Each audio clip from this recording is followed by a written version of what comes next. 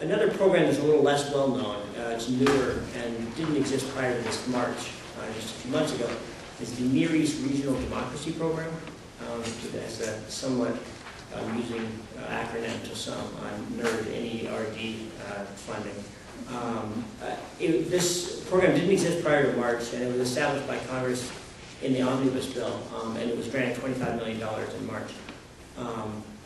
The President has requested $40 million for the next fiscal year for this program. This program hasn't been talked a whole lot about, and it was a little unclear exactly what this money would be going for, what countries it would be going to, which agencies within the government would be administering or distributing these funds. This program will be jointly administered by the State Department's Bureau of Near East Affairs and USAID, and they have a lot of flexibility in where the funds are spent, but the majority of the funds, at least for the time being, or at least as of the spring, the intention was to spend quite a bit of this money on programs for Iran.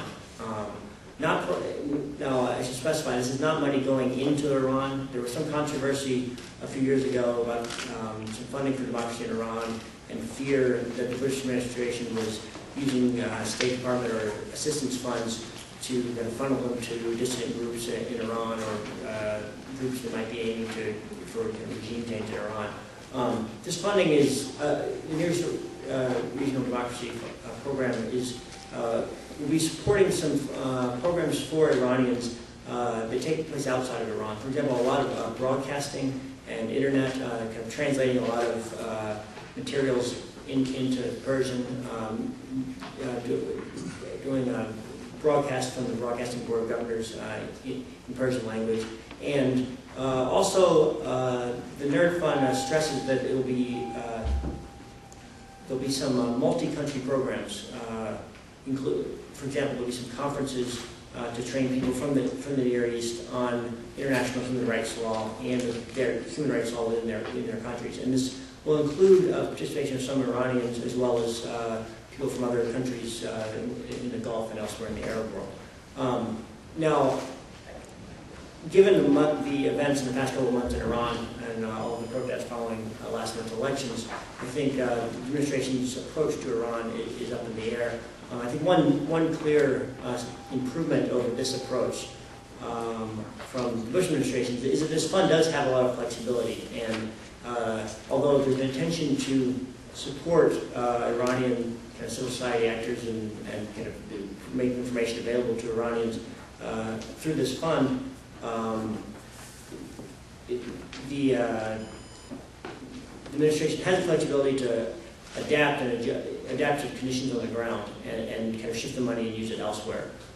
Where during the Bush administration, in the budget request each year, they requested money in economic support funds specifically for Iran, and they didn't have the kind of flexibility to shift it elsewhere. So we'll wait to see how this money is used, but it appears that now the Congress is supportive of this approach and will grant the full $40 million that was requested. I'm going to kind of briefly say a few words about some of the trends in some of the specific countries in the bilateral assistance before I turn it over to Tom and Marina. Briefly, I talked about the huge increases in Afghanistan and Pakistan.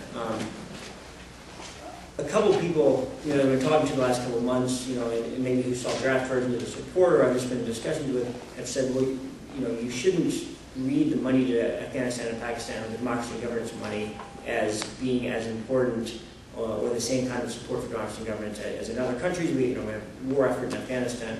I want to stress that I do think it's important.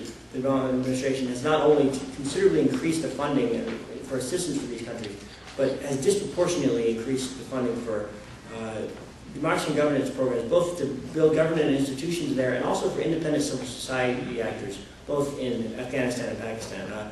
The funding for civil society actors in Afghanistan is increased tenfold, and nearly as much an increase in Pakistan. I think that's important. I think it shows that the increasing of the priority of these countries on the President's agenda is not limited to military, that kind of there's an appreciation of the importance of civilian engagement and not only through building government institutions, but also engaging directly with civil society actors on the ground.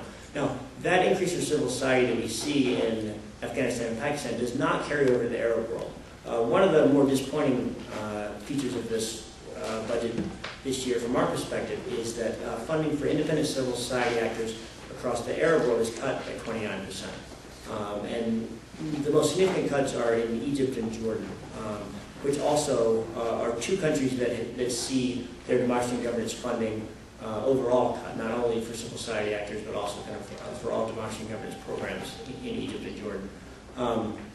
In terms of explanation for this, I mean, it may be that the administration, while it's increasing funding for democracy and governance broadly across the region, there seems to be a shift toward working with governments to improve government institutions and combat corruption in the Arab world, unlike in Afghanistan and Pakistan, where there's this dramatic increase for assistance directly to civil society.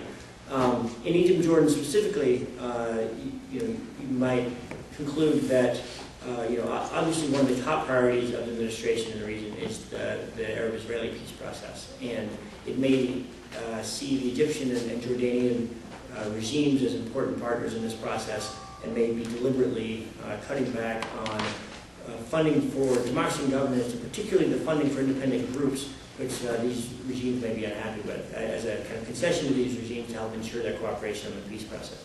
Elsewhere in the Arab world, there are significant increases. There are for Morocco and Yemen quite considerable increases. Of the 10 countries that I examined in detail in this report, Morocco and Yemen received less foreign aid than any of the others. But I think it's important that the overall foreign aid to each of these two countries, and as well as the funding for democracy and governance programs, is considerably increased by the Obama administration, and the increases have already been endorsed by the Congress. In addition, Lebanon is considerably increased.